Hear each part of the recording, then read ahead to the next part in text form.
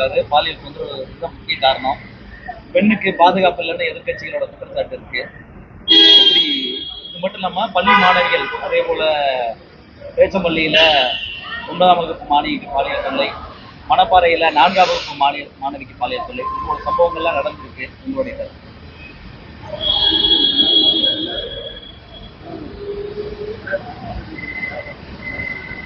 இது போன்ற பாலியல் வன்முறைகள் அல்லது பாலியல் குற்றங்கள் நாளுக்கு நாள் அனைத்து மாநிலங்களிலும் பெருகி வருகிறது. தமிழ்நாட்டில் மட்டுமல்ல. சமூக ஊடகங்களில் இன்றைக்கு பாலியல் தொடர்பான வீடியோக்கள், காணொளிகள் போன்றவையெல்லாம் வெகுவாக பரப்பப்படுகின்றன. இவற்றை கட்டுப்படுத்துவதற்கு இந்திய ஒன்றிய அரசு அல்லது மாநில அரசுகள் எந்த முயற்சியையும் மேற்கொள்ளவில்லை என்பது வேதனை அளிக்கிறது. அரபு நாடுகளில் இதற்கெல்லாம் ஒரு கட்டுப்பாடு இருக்கிறது. ஆனால் இந்தியாவில் இது போன்ற வன்கொடுமைகள் அல்லது பாலியல் குற்றங்கள் பெருகுவதற்கு கட்டுப்பாடற்ற சமூக ஊடக சுதந்திரம், யூடியூப் போன்ற வலைத்தளங்கள் இயங்குவது முக்கியமான காரணமாக சொல்லப்படுகிறது. வல்லுநர்களின் கருத்தாக இருக்கிறது. ஆகவே தேசிய அளவில் பாலியல் வன்கொடுமைகள், பாலியல் குற்றங்கள் பெருகுவதை தடுப்பதற்கு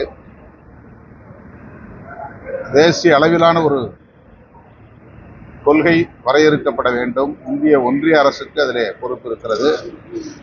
மாநில அரசுகளுக்கும் பொறுப்பு இருக்கிறது.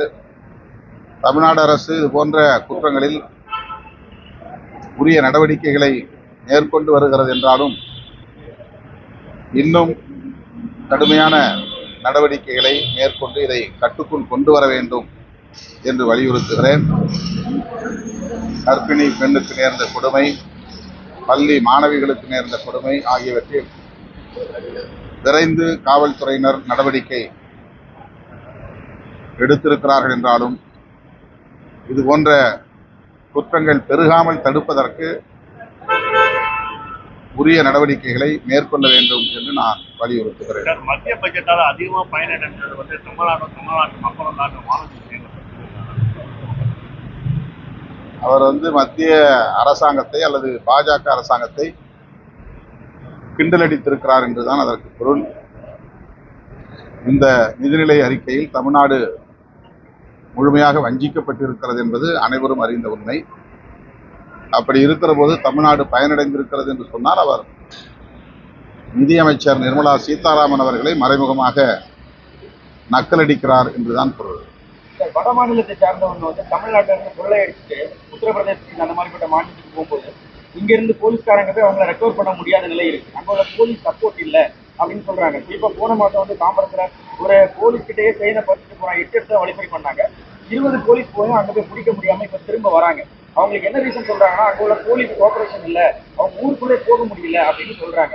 இது தமிழ்நாடு மாநிலத்துக்கும் மற்ற மாநிலத்துக்கும் இடையிலான போலீஸ் எந்த மாதிரியான ரூல்ஸ் இருந்தா ஈஸியா இருக்கும்னு நினைக்கிறீங்க? இது எந்த மாதிரி நடவடிக்கை எடுக்கும்? காவல்துறை அந்தந்த மாநில அரசுகளின் கட்டுப்பாட்டில் இருக்கிறது.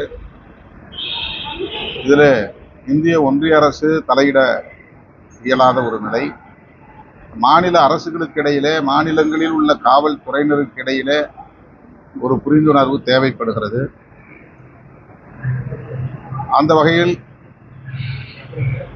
ஒவ்வொரு மாநிலங்களை சார்ந்த காவல்துறையினரும் அவ்வப்போது கலந்து பேசி தங்களுக்கு இடையிலான பிரச்சனைகளை விவாதிப்பதன் மூலம் ஒரு தீர்வை எட்ட முடியும். ஏற்கனவே அவ்வாறு மாநிலங்களுக்கு இடையிலான காவல்துறையினர் ஒன்று கூடுவது,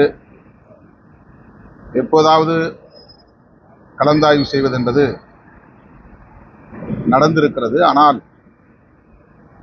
அது அவ்வப்போது கூடி விவாதிக்க வேண்டிய ஒன்று.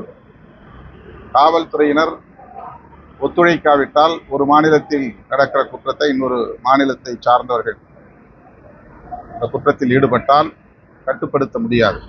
எனவே காவல்துறையினருக்கு இடையில் உரிய கலந்தாய்வு தேவைப்படுகிறது என்பதை இதிலிருந்து நம்மால் உணர முடிகிறது. தமிழ்நாட்டில் சில திட்டங்களை பிற மாநில அரசுகள் பின்பற்றுகின்றன சொல்லிட்டு தமிழ்நாடு அரசு பெருமை பெற்றுகிறது. ஆனா பிற மாநிலங்கள் போல தமிழகத்தில் சாதிவாரி கணக்கெடுப்பு நடத்த ஏன்னு விஜய் கேள்வி. சாதிவாரி கணக்கெடுப்பு நடத்துவது ஒரு அவசியமானதுதான். ஆனால் அதை இந்திய ஒன்றிய அரசு தான் மேற்கொள்ள வேண்டும் என்ற நிலைப்பாட்டை திமுக தலைமையிலான இந்த அரசு ஏற்கனவே முடிவு செய்திருக்கிறது, அறிவிப்பு செய்திருக்கிறது. அதற்கு காரணம் பிற மாநில அரசுகள் ஏற்கனவே எடுத்த அந்த புள்ளி விவரத்தை